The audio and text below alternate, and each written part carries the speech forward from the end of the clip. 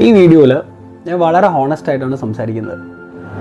മറ്റുള്ള ആൾക്കാർ എന്ത് വിചാരിക്കും എന്നുള്ള തോട്ടിൽ നിങ്ങൾ എപ്പോഴെങ്കിലും നിങ്ങൾക്ക് ഇഷ്ടമില്ലാത്ത കാര്യങ്ങൾ, നിങ്ങൾക്ക് നോ എന്ന് പറയേണ്ട സിറ്റുവേഷനിൽ നിങ്ങൾ യെസ് പറഞ്ഞിട്ടുണ്ടെങ്കിൽ നിങ്ങൾ ഈ വീഡിയോ കാണണം.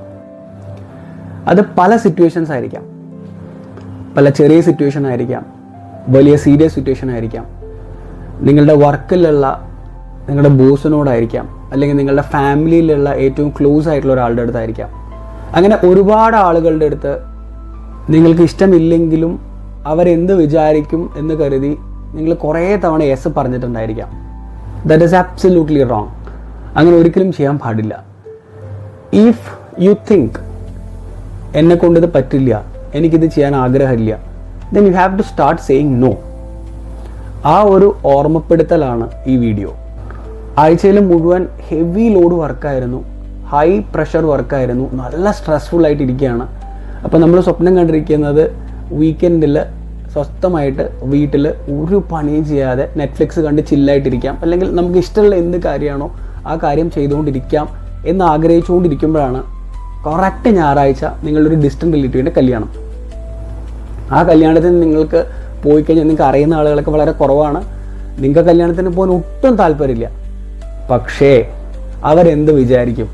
ആ കല്യാണത്തിന് പോയില്ലെങ്കിൽ അവരിനി എന്നെക്കുറിച്ച് എന്ത് വിചാരിക്കും, എൻ്റെ കുടുംബത്തെപ്പറ്റി എന്ത് വിചാരിക്കുമെന്ന് കരുതി നിങ്ങൾക്ക് കല്യാണത്തിന് പോകേണ്ടി വന്നേക്കാം. ഇങ്ങനെ ചെറിയ സിറ്റുവേഷൻസ് മുതൽ വലിയ സിറ്റുവേഷൻസ് വരെ ഒരുപാട് situations we are handling on daily basis. നമുക്ക് ഇഷ്ടമില്ലാത്ത കാര്യങ്ങൾ നമ്മൾ മറ്റുള്ളവരെ ബോധിപ്പിക്കാൻ വേണ്ടി, ജസ്റ്റ് ഒരു ഷോ കാണിക്കാൻ വേണ്ടി മാത്രം നമ്മൾ യെസ് പറയേണ്ടി വന്നേക്കാം. ഒരു ചെറിയ കുട്ടി, ആ ചെറിയ കുട്ടിക്ക് താല്പര്യമില്ലാത്ത എന്തെങ്കിലും ഒരു കാര്യം സംഭവിച്ചാൽ അപ്പോൾ തന്നെ റിയാക്ട് ചെയ്യും. ആ കുട്ടിക്ക് ഇഷ്ടമല്ല എന്നുള്ള രീതിയിൽ റിയാക്ട് ചെയ്യും. കരച്ചിലിന് ഫോമിലായിരിക്കാം, അല്ലെങ്കിൽ ആ കുട്ടിക്ക് എങ്ങനെയാണോ എക്സ്പ്രസ് ചെയ്യാൻ പറ്റുന്നത് ആ രീതിയിൽ ആ കുട്ടി എക്സ്പ്രസ് ചെയ്ത് ആ കരച്ചിലൂടെയോ ഏതെങ്കിലും ഒരു രീതിയിൽ അത് പുറത്ത് കാണിക്കും. പക്ഷേ ഒരു ഹ്യൂമൻ ബീയിങ് വളർന്ന് വലുതായി ഒരു മെച്യൂർ സ്റ്റേജിൽ എത്തുന്ന സമയത്ത് ഇഷ്ടമില്ലാത്തൊരു സിറ്റുവേഷൻ വന്നാലും യെസ് എന്ന് പറയേണ്ടി വരുന്നത് നമ്മളുടെ സോഷ്യൽ കണ്ടീഷനിങ് കൊണ്ടാണ്. ഈ സോഷ്യൽ കണ്ടീഷനിങ് എങ്ങനെ സംഭവിച്ചു എന്നുള്ളത് അറിയണമെങ്കിൽ നമ്മൾ എവല്യൂഷനെ പറ്റി ചെറുതായിട്ടൊന്ന് മനസ്സിലാക്കണം. 150 ആൾക്കാരടങ്ങിയ ഗ്രൂപ്പുകളായി, ട്രൈബ്സ് ആയിട്ടാണ് നമ്മൾ സർവൈവ് ചെയ്ത് വന്നുകൊണ്ടിരുന്നത്. അന്നത്തെ ആ സിറ്റുവേഷനിൽ നമ്മളുടെ ഗ്രൂപ്പിനെതിരെ നമുക്ക് ഇഷ്ടമില്ലാത്തൊരു കാര്യം നമ്മൾ നോ എന്ന് പറഞ്ഞാൽ നമ്മൾ ആ ട്രൈബിൽ നിന്ന് പുറത്തു പോകും. ആ ട്രൈബിൽ നിന്ന് പുറത്തു പോയി കഴിഞ്ഞാൽ പിന്നെ നമുക്കുള്ള ഫുഡും ഷെൽട്ടറും ഒക്കെ നമ്മൾ ഒറ്റയ്ക്ക് കണ്ടുപിടിക്കണം. അങ്ങനെ വരുന്നൊരു സിറ്റുവേഷനിൽ നമ്മുടെ സർവൈവൽ ചോദ്യചിഹ്നമായി മാറും. നമുക്ക് സർവൈവ് ചെയ്യാൻ പറ്റിയെന്ന് വരില്ല. സോ ഏറ്റവും കൂടുതൽ ട്രൈബ്സുമായിട്ട് കൊളാബറേറ്റ് ചെയ്ത് യെസ് എന്ന് പറഞ്ഞ് മുന്നോട്ട് പോയ ആളുകളാണ് സർവൈവ് ചെയ്തത്. ആ സർവൈവ് ചെയ്ത ആളുകളുടെ DNA ആണ് നമ്മളുടെ എല്ലാവരുടെയും ശരീരത്തിലുള്ളത്. ഈ ഒരു കണ്ടീഷനിങ് കൊണ്ടാണ് നമ്മൾക്ക് എല്ലാവർക്കും യെസ് എന്ന് പറയേണ്ടി വരുന്നത്. പക്ഷേ ഇപ്പോൾ സിറ്റുവേഷൻ ആ ഒരു സർവൈവൽ മോഡിലല്ല നമ്മൾ ലൈഫിനെ ഫേസ് ചെയ്യുന്നത്. ഇപ്പം നമുക്ക് നോ എന്ന് പറയുന്ന സിറ്റുവേഷൻ പറയേണ്ട സ്ഥലത്ത് നോ എന്ന് പറയാം. അത് നമ്മുടെ സർവൈവലിനെ ബാധിക്കുമൊന്നുമില്ല. കറക്റ്റ്. ഇവിടെ നിങ്ങൾക്ക് ചെയ്യാൻ പറ്റുന്ന സിറ്റുവേഷൻ എന്താണെന്നുണ്ടെങ്കിൽ, എന്തെങ്കിലും ഒരു സിറ്റുവേഷൻ വരുന്ന സമയത്ത്, ഒരു ഡിസിഷൻ എടുക്കുന്ന സമയത്ത് പെട്ടെന്ന് ചാടിക്കേറി യെസ്സോ നോ പറയാതെ ഒരു പോസ് കൊടുക്കുക. ആരെങ്കിലും ഇമ്മീഡിയറ്റ് ആയിട്ടുള്ള ഒരു സിറ്റുവേഷൻ നിങ്ങളുടെ മുന്നിലിട്ട് തന്നു, അതൊരു ക്വസ്റ്റ്യൻ ആയിരിക്കാം, നീ ഇന്ന് എൻ്റെ കൂടെ വരുമോ, അല്ലെങ്കിൽ മോനെ ഇത് കുറച്ചുകൂടെ ചോറ് കഴിക്കുന്നോ. എല്ലാ സിറ്റുവേഷൻസിലും പോസ് എടുക്കുന്നത് പ്രാക്ടിക്കലി എത്രത്തോളം പോസിബിൾ ആണ് എന്നുള്ളത് നിങ്ങൾ തന്നെ ഐഡൻറ്റിഫൈ ചെയ്യണം. സിറ്റുവേഷനെ ബേസ് ചെയ്ത് ചാടിക്കേറി ഒരു ഡിസിഷൻ എടുക്കാതെ യു തിങ്ക് അബൌട്ട് ഇറ്റ്. ഞാൻ ഈ യെസ് അല്ലെങ്കിൽ നോ എന്ന് പറയുന്നത് ഇവരോട് പറഞ്ഞു കഴിഞ്ഞാൽ അതിൻ്റെ ആഫ്റ്റർ എഫക്ട്സ് എന്തായിരിക്കും എന്നുള്ളത് you give a 10 to 15 seconds break every time before you make a decision. It helps a lot. ഇനി അതല്ല, കുറച്ചുകൂടെ സമയം എടുക്കാൻ പറ്റുന്ന, കുറച്ചുകൂടെ ടൈം അവൈലബിൾ ആയിട്ടുള്ള സിറ്റുവേഷൻ ആണെങ്കിൽ അത്രയും ടൈം എടുത്ത് അതിനെ യൂട്ടിലൈസ് ചെയ്ത് ആലോചിച്ചുകൊണ്ടൊരു തീരുമാനം എടുക്കുക. ചാടിക്കേറി ഒരിക്കലും യെസ്സോ നോവും പറയരുത്. രണ്ടാമതൊരു കാര്യം ചെയ്യാൻ പറ്റുന്നത്, യെസ്സോ നോവോ എന്ന് പറഞ്ഞിട്ട് ആ സബ്ജക്റ്റ് അവിടെ ക്ലോസ് ചെയ്യുക. ഓവർ എക്സ്പ്ലനേഷൻ്റെ ഒരാവശ്യമില്ല.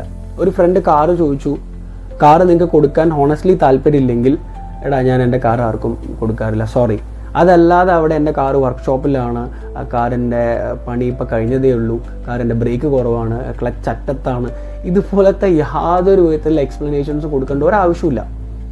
റിയൽ ഫ്രണ്ട്, നിങ്ങളുടെ ക്യാരക്ടറിനെ കറക്റ്റായിട്ട് മനസ്സിലാക്കുന്ന ഫ്രണ്ടോ അല്ലെങ്കിൽ ആളുകളോ ആ ബൗണ്ടറി അക്സെപ്റ്റ് ചെയ്യും. നിങ്ങളൊരു കാര്യം നോ എന്ന് പറയുന്ന സമയത്ത് ദേഷ്യം വരുന്ന ആളാണെങ്കിൽ ഓപ്പോസിറ്റ് ഉള്ളത്, അത് ബിഗ്ഗസ്റ്റ് റെഡ് ഫ്ലാഗ് ആണ്.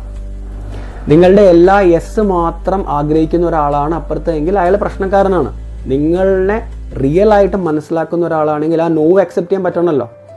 നിങ്ങളുടെ ബൗണ്ടറി അക്സെപ്റ്റ് ചെയ്യാൻ പറ്റുകയാണെങ്കിലല്ലേ അയാൾ നിങ്ങളുടെ റിയൽ ഫ്രണ്ട് അല്ലെങ്കിൽ ഒരു ബഡ്ഡിയാണെന്ന് നമുക്ക് പറയാൻ പറ്റുള്ളൂ. So real people will understand your boundary. നിങ്ങൾ നോ എന്ന് പറയുന്ന സമയത്ത് ഡെഫിനറ്റ്ലി അതവിടെ അക്സെപ്റ്റ് ചെയ്യും. സോ ഗായ്സ്, ഈ വീഡിയോ ഒരു ഓർമ്മപ്പെടുത്തലാണ്. നോ പറയേണ്ട സിറ്റുവേഷൻസിൽ നോ പറയാനും യെസ് എന്ന് പറയുന്നത് നിങ്ങൾക്ക് താല്പര്യമുള്ളതും സന്തോഷം ലഭിക്കുന്നതുമായിട്ടുള്ള കാര്യങ്ങൾക്ക് മാത്രം യെസ് പറഞ്ഞാൽ മതി എന്നുള്ളൊരു ഓർമ്മപ്പെടുത്തലാണ് ഈ വീഡിയോ. ബിക്കോസ് അൾട്ടിമേറ്റ്ലി ഞാൻ ലൈഫിനെ മനസ്സിലാക്കിയെടുത്തോളം നിങ്ങൾക്ക് ഒരാളുടെയും സർട്ടിഫിക്കറ്റ്സ് ആവശ്യമില്ല. നിങ്ങളുടെ ഉള്ളിലുള്ള സെൽഫ് എന്താണോ പറയുന്നത് അത് മാത്രമേ നിങ്ങൾക്ക് കേൾക്കേണ്ട ആവശ്യമുള്ളൂ. ആ കാര്യങ്ങൾ കേൾക്കുന്ന സമയത്ത് അതിൻ്റെ ആഫ്റ്റർ എഫക്ട്സ് ആയിട്ട് എന്തൊക്കെ സംഭവിക്കുന്നോ ആ ആഫ്റ്റർ എഫക്ട്സിനെ മുഴുവൻ നിങ്ങൾ ഒറ്റയ്ക്ക് ഫേസ് ചെയ്യാൻ കേപ്പബിൾ ആണെങ്കിൽ ഒരാളുടെയും സർട്ടിഫിക്കറ്റ് നിങ്ങൾക്ക് ആവശ്യമില്ല. ധൈര്യമായിട്ട് നോ എന്ന് പറയുക. ബിക്കോസ് നോ എന്ന് പറയാൻ പഠിച്ചേ പറ്റുള്ളൂ. I will come up with next video. Thanks for watching.